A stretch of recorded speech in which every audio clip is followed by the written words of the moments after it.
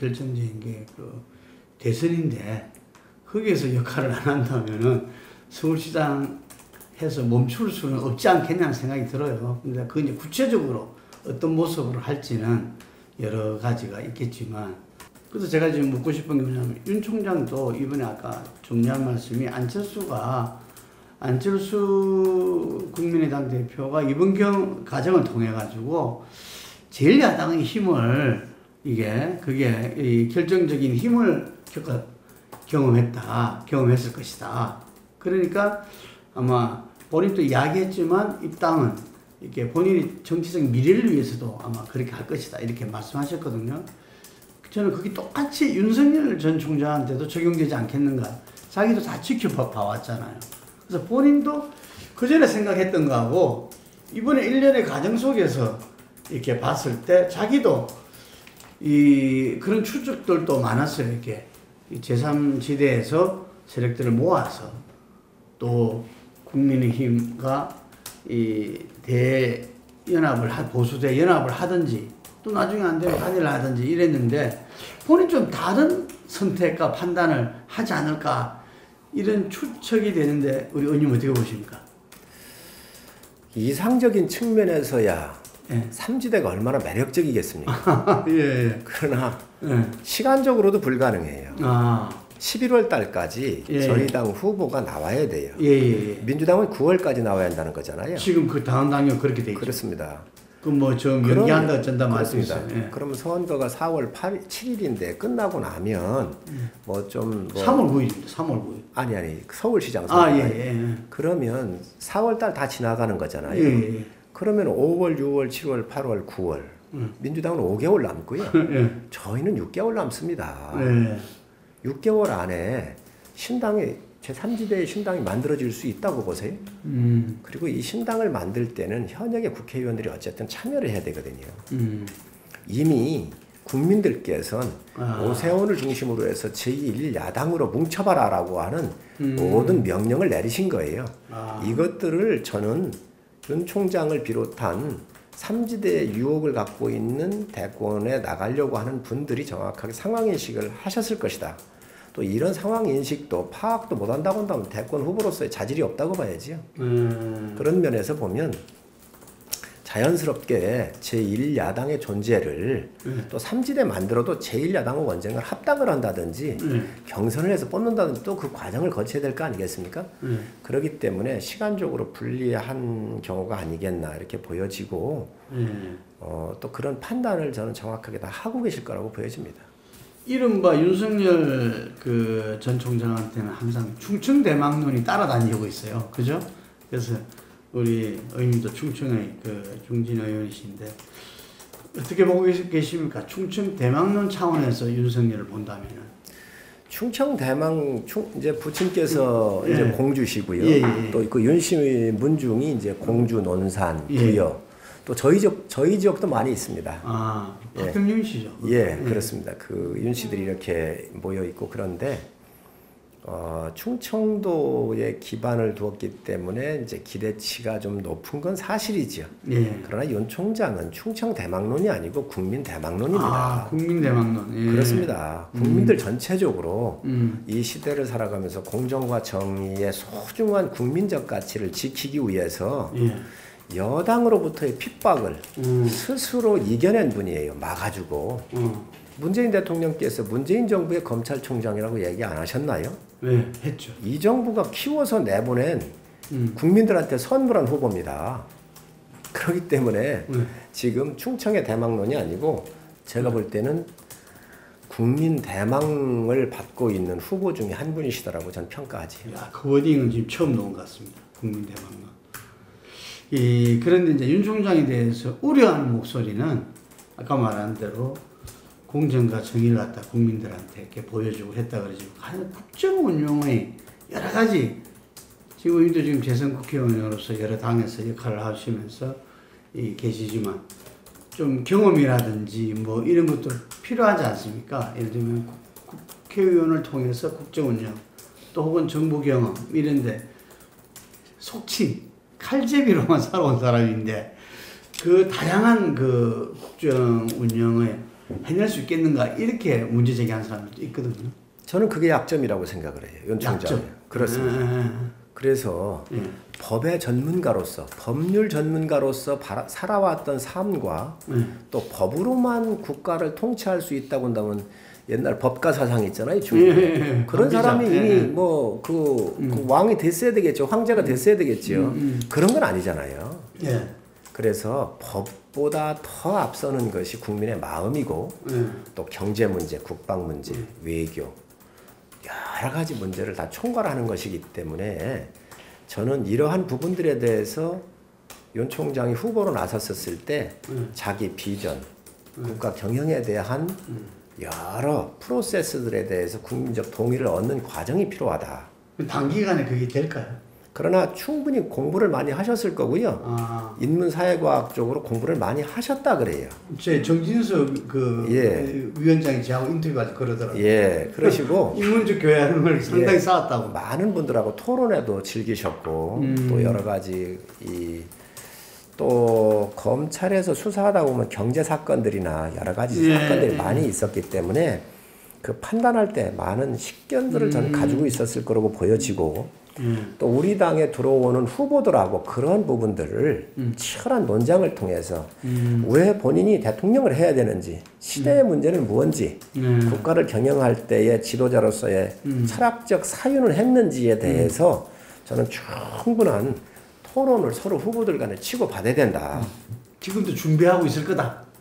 그렇죠. 보니까. 그런 준비했을 거고 하고 있을 거고 그런 것들을 우리 당이 만드는 대선의 링 위에 올라서 여러 후보들하고 충분히 치고받으면서 국민들한테 그 비전을 주셔야지요.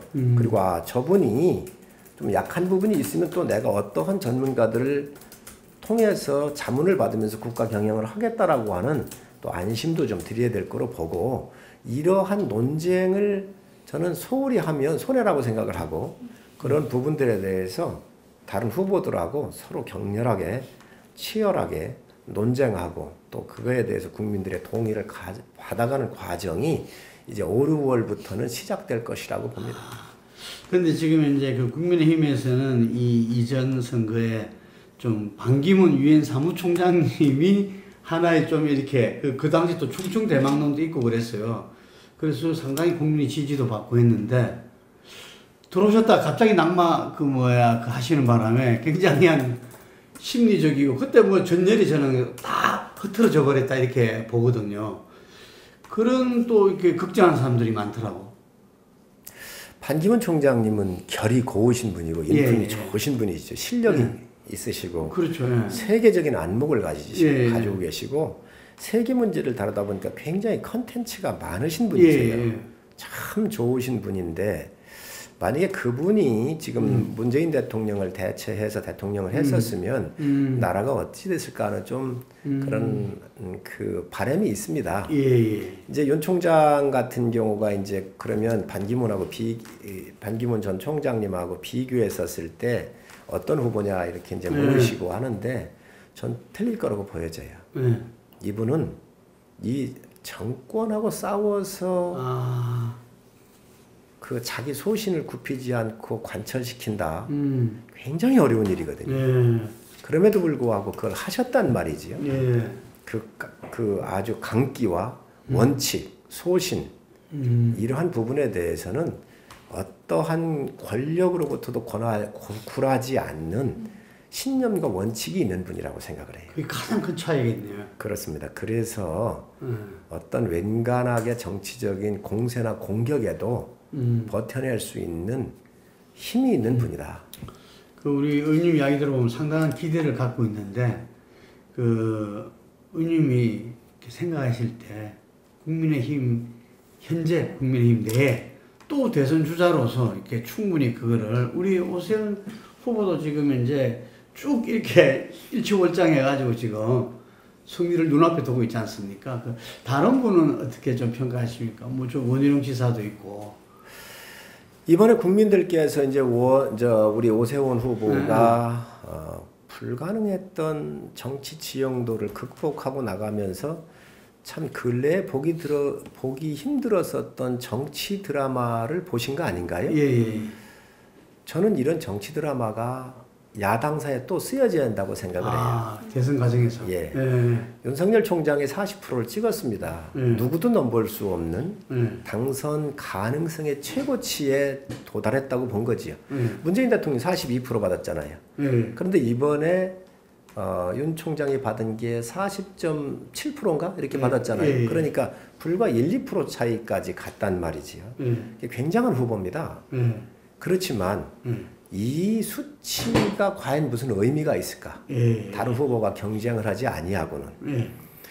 저는 그 DJ가 참 그 했었던 여러 가지 정치적 실험 이런 것들 높이 평가하는 훌륭한 지도자였다 이렇게 보는데 호남이라고 하는 포위되어 있는 그 곳으로부터 지형적 그 폐쇄성으로부터 정권을 획득하기 위해서 굉장히 고민을 하고 시도를 했었던 거에 눈여겨봐야 돼요. 그게 뭐냐면 DJP 연합이었습니다. 충청을 손잡아서 그렇죠. 또 보수의 원족적인 JP를 보수의 영역으로부터 흡수하면서 정치적인 그 자신의 부족한 부분을 그 지역적으로 정치적인 영역 쪽으로 확대해서 정권을 잡으신 게 DJP 연합이었잖아요. 성공을 했잖아요. 그러고 끝나고 나서 호남 혼자 정권 유지가 어렵다는 걸 알았고 그래서 그 박근혜 대통령한테 영혼합의 연합을 통해서 대권 후보를 세우려고 했었다는 이야기를 제가 들었습니다. 굉장히 안목 있는 지도자예요. 이게 안 되니까 이제 김중권 전 비서실장을 세우려고 그랬는데 이제 국회의원 선거에서 떨어졌고요. 그러니까 이제 지역 감정 타파라든가 새로운 질서의 새로운 질서를 만들기 위해서 기득권하고 싸웠었던 노무현 후보를 발탁을 해서 우리가 그러니까 노무현이라고 하는 그 참 보석 같은 1%도 안 나왔지만 보석 같은 후보를 정치적인 양자를 드린 거죠. 그래서 정권 창출을 했고 그 이후에 다시 문재인이라고 하는 또 정치적인 양자를 들여서 권력을 창출하는 데 성공을 했거든요. 저희 어떻게 해야 되겠습니까? 제가 늘 얘기하는 게 구도입니다. 1년 전부터 얘기했습니다. 우리는 이 호남이 시도했었던 이 좌파들이 시도했었던 이 시도로부터 우리가 이 정치적인 양자고리를 입양고리를 끊어야 한다고 저는 생각을 해요. 그래서 제가 늘 얘기했던 게 윤석열 한 분한테 기대서는 안 된다. 그리고 많은 후보들을 링 위에 올리는 준비가 필요하다라고 제가 늘 얘기해 왔어요. 그게 첫 번째는 여러 대안 중에 순서대로 좀 배열을 해보면 호남이 PK의 양자를 드렸던 거 아닌가요? 그래서 PK의 양자고리를 끊으려고 한다면 PK에 있는 후보를 대선 후보로 올리자. 그런데 없습니다. 자, 그럼 두 번째로는 호남에서 우리가 양자를 드리는 방법이 있어요. 그러면 여기에 보면 김종인 대표하고 장성민 DJ의 적자 22살에 들어갔었던 장성민 씨 같은 경우가 국정상황실장도 했고 국회의원도 했고 또 통일 외교 안보 전문가로서 많은 책도 썼지만 굉장히 좋은 후보예요. 그래서 이런 분을 좀 링에 올리자는 거예요. 근데 실질적으로 이렇게 보면 우리 비대위원장님 같은 경우는 제가도 말씀을 드렸는데 이제 20, 30, 40대에서는 모르잖아요. 이런 약점이 있으십니다. 그리고 또 본인께서 그렇게 욕심을 내시고 계신 것 같지는 않으세요. 그러고 이제 한 번은 80 넘어가면 어떻게 될지 몰라 이런 말씀도 하시고 하는 걸로 봐서 참 훌륭한 정치인이자 그 경세가시구나 이런 생각을 갖는데 현실적으로 봤었을 때는 그 DJ의 젊은 적자인 장성민 후보 같은 경우가 저희 당에 들어와서 링 위에 올라봐라. 그러고 나면 그게 2위 아니고요. 제 3안으로는 충청권 2부, 충청도, 강원도, 경기, 서울까지 포함을 해서 여기 보면 후보가 윤석열과 김동연이 있습니다. 윤석열은 더 얘기할 거 없잖아요. 김동연 전 부총리도 소득주도 성장에 갈등을 일으키고 이 정권에 맞서면서 나오다가 한 경제 전문가예요. 또 충청도입니다. 또 시대가 어렵기 때문에 먹고 사는 문제가 있기 때문에 경제 전문가잖아요. 그래서 이런 세 분 정도를 저는 우리 당이 만드는 대선의 링에 올려야 된다. 윤석열, 장성민 모셔와야 된다. 그렇습니다. 그러면 어떤 문제가 있냐? 그럼 안철수도 들어오게 되면은 합당을 하니까 뭐 자동적 케이스가 되겠지요. 그렇게 하고 이 세 분들이 들어오면 어떤 문제가 있냐? 어떤 국민적 이미지를 가져드릴 수가 있느냐? 객토 작업을 하는 것이지요. 객토. 땅을. 객토 작업을 하는데 객토가 그저 뭐 2, 3cm에서 되겠습니까? 이분들이 들어오면요. 세력이 교체가 됐다라고 하는 큰 세력 교체의 객토 작업을 했구나라고 하는 국민적 메시지를 드릴 수가 있어요. 전 그렇게 생각을 해요. 그러면 이게 거의 발전적 해체 수준으로 당을 확 바꾸는 그렇습니다. 그래서 우리 의원들도 모든 기득권 내려놓고 이런 신진 세력들을 과감하게 수혈하고 모셔오면서 우리 여기 링을 만들었으니까 한번 오십시오. 우리가 정말 어떤 후보가 능력이 있는지 선택을 해서 국가 지도자를 세워드리겠습니다 하고 우리가 기득권 내려놓는 이러한 약속을 하고 여기에 이 세 분 또 플러스 알파에서 넣자는 거예요. 그렇게 또 들어오실 분 들어오시고요. 그리고 나서 합당하고 나면 뭐 안철수 후보도 가만히 있겠습니까? 또 우리 홍준표 후보 같은 경우 원희룡, 유승민 같은 이러한 그 정말 준비 잘 돼 있거든요. 원희룡 후보 같은 경우가 부족한 게 뭐가 있나요? 전 굉장히 훌륭한 후보라고 생각을 해요. 홍준표 의원은 자기가 입당 신청은 안 했다 이런 이야기를 하는데 왜냐하면 입당 신청하면 혹시 또 이렇게 반려될까봐 걱정하시는 모양인데 이제는 다 받아들인다 이런 이야기. 이제 이런 판이 만들어졌을 때 굳이 누구를 배척할 이유가 뭐가 있겠습니까? 그래서 이러한 7, 8명씩 되는 후보들끼리 올라와서 오세훈 같은 정치 드라마가 우리 당으로부터 만들어진다고 한다면 이제 국민들께서 저 당이 변했고 새로운 희망을 줄 수 있구나. 그리고 우리 의원들이 이제 많은 정책도 법률로도 뒷받침을 할 거고요. 그런 과정을 거치면서 국민들한테 다가가면 저는 내년 3월 9일에 있는 대선을 해볼 수 있다고 생각을 합니다. 우리 정치사에서는 금방 말씀하신 막 이렇게 이 용정오토하는 구룡이다 뭐다 이런 분들은 주로 여당의 시절에 여러 가지 총리도 출신이다 뭐 이렇게 해서 나오는데 야당인 경우는 거의 뭐 한 2명이 서로 경쟁하고 하는 게 그래왔는데 이 그림이 자체가 이루어진다면 이건 대단한 우리 정치사에 대해 변화가 될 수 있겠네요. 저는 이 이야기를 오래전부터 했고요. 그냥 뭐 이거를 뭐 굳이 뭐 전략적 측면에 접근할 수도 없고 상식선에서 내놓는 이야기입니다. 그래서 저희 당이 이러한 변화 그리고 신진 능력 있는 국가 경영을 할 만한 인재들을 과감하게 수혈을 받고 또 모셔오면서 이분들의 무대를 만드는 역할을 당이 하면 제1야당으로서는 역할을 제대로 할 수 있다 이렇게 보여지고 이런 공간 속에서 이제 우리 비대위원장님이 좀 많은 역할을 좀 하실 수 있겠다라고 보여집니다.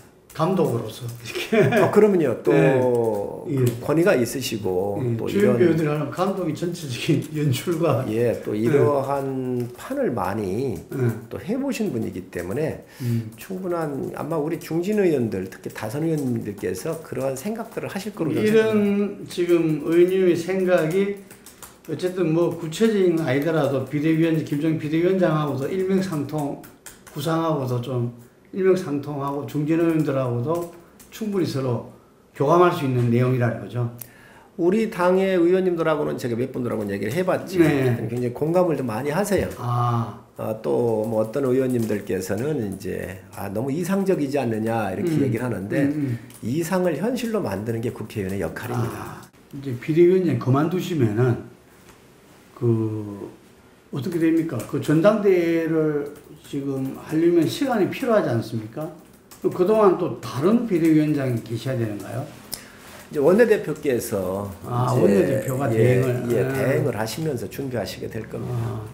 그래서 이 전당대회는 금방 말씀하신 이런 엄청난 그 그림을 갖다가 현실화시키는 노력을 할 수 있는 당대표가 돼야 되잖아요. 그렇습니다. 그래서 이제 원내대표도 선거를 해야 되고요. 먼저 원내대표를 하겠지요. 또 당대표도 이제 뽑아야 되고요. 그런데 이번에 뽑는 원내대표, 당대표는 전략적으로 접근을 해야 돼요. 선택을 해야 돼요. 그래서 이제 원내 전략도 여당에 맞서서 여러 가지 잘 정책적으로 또 정치적으로 대응하고 싸울 수 있는 전략적 인사를 선택을 해야 한다 이렇게 보고요.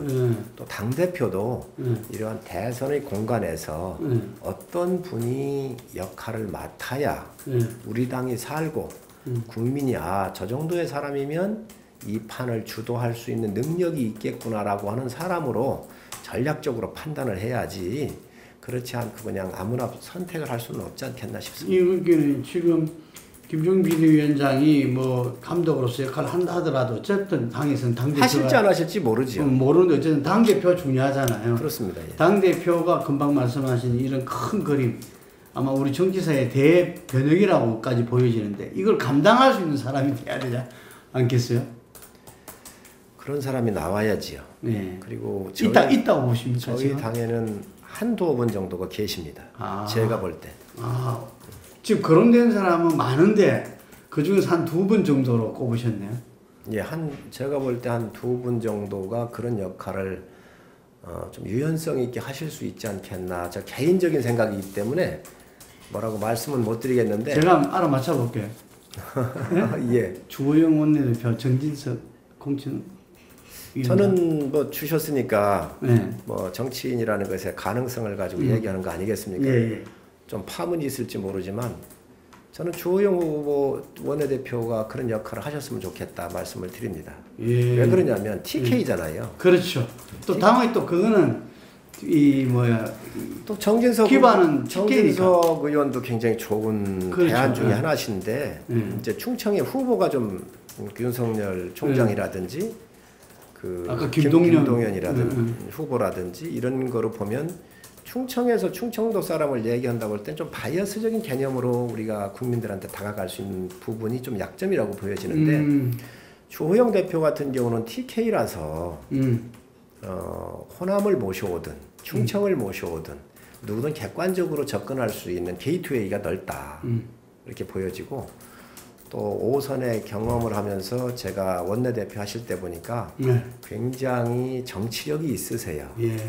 그러시고 대인관계가 좋고 또 쓴소리도 다 들으시면서 끌고 가는 모습을 봤었을 때 본인께서는 굉장히 어려워하시고 또 뭐 대표에 대해서는 아직 결심을 안 하신 것 같은데 저 개인적으로 볼 때는 상당히 이 대표를 맡기게 되면 비대위원장님하고 관계든 또 우리 다선의 의원들이든 그 누구든 상당한 역할을 하실 수 있는 분이라고 저는 개인적으로 보고 있습니다. 좀 여러 다른 분들한테는 조금 실망을 드릴 수 있어서 조심스러운데 어쨌든 뭐 의원들의 이야기를 좀 이렇게 외부적으로 나타내면서 의견을 그렇죠. 모아가는 과정이 필요하지 않겠습니까? 예. 그런 면에서 보면 저는 주호영 대표가 시대적으로 당을 이끌어가는데 원내대표하고 당대표로 가는 것은 조금 부담이 되실 거예요. 그렇지만 이번에 맡는 당대표는 그저 얼마 안 됩니다. 11월까지 후보가 결정이 되면 그때 후보 중심으로 가죠. 그렇습니다. 그 후보가 당권을 다 가져가잖아요. 예. 그래서 6월 달에 선출이 된다고 가정하면 5개월 정도의 위기적 상황, 대선판을 만드는 역할이기 때문에 예, 제가 봤을 때는 우리가 좀 전략적으로 좀 선택을 할 필요가 있다고 보여집니다. 예. 또 뭐 다른 분들이 그런 의사가 있으시고 당권을 띄시는 분들이 계신데 또 그분들이 이제 당신들이 갖고 있는 생각들을 이렇게 의원들한테 얘기하시면서 또 그 안들이 또 더 제가 보는 안보다 합리적이라고 한다면 또 그분의 손을 또 들어줄 수도 있는 거니까는요. 의원들이 많은 의견들을 내실 거라고 봅니다. 예. 네, 오늘 인터뷰 너무 감사합니다. 예. 대표님 마지막으로요. 예. 1분 스피치 국민에 대한 희망의 메시지 시간입니다. 예. 국민은 정치인들이 내놓는 비전과 또 정의를 세우려고는 용기로부터 희망을 받습니다. 우리가 앞으로 지도자를 선택할 때 인정이나 아니면 개인적 이득에 따라서 이 지도자를 세울 게 아니라 그가 내놓는 철학이나 국가 경영에 대한 비전을 보고 국민들께서 저는 판단하셔야 된다고 생각을 합니다. 여든 야든 기호 가릴 거 없습니다. 여당이 잘하면 여당 찍어주면 되고요. 야당이 여당보다 잘할 것 같으면 야당을 뽑아주면 되는 것이지, 저는 여야의 개념은 국민이 만들어진 거기 때문에 국민의 올바른 판단이 제일 중요하다고 생각을 합니다. 이 방송 보신 분 많으시겠지만 앞으로 여야 가리지 말고 좋은 후보가 어떤 후보인지, 또 이 정권보다 더 잘할 수 있는 사람이 있다고 한다면 그분을 세우는 게 전 맞다고 생각을 합니다. 시청해 주셔서 감사합니다.